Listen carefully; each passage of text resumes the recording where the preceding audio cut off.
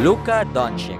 Kabilang nga siya sa mga pinakabatang player na nakapaglaro sa NBA, kung saan maganda naman ang kanyang naging performance sa koponan ng Dallas Mavericks. Pero kanina nga ay mayroon siyang ginawang isang bagay kung saan pinunit niya nga ang kanyang jersey.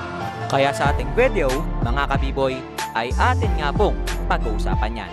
Pero kung bagong pa lang sa aking channel, ay huwag mong kalimutang mag-subscribe.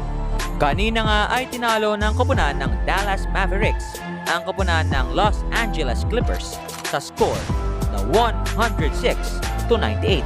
Pero nagkaroon nga ng aberya kay Luka Doncic dahil pinunit niya nga ang kanyang jersey, kung saan nag-attempt nga siya ng isang buzzer beater shot pero hindi ito pumasok.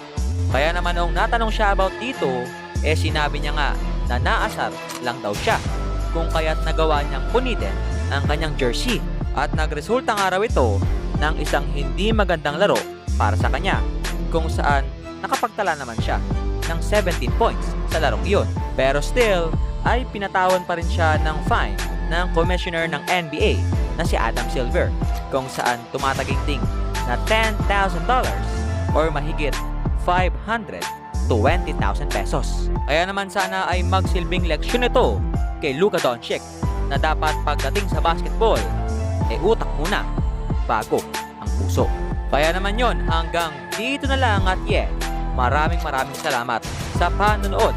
And once again, this is Bob Gamestyle TV saying, bye-bye!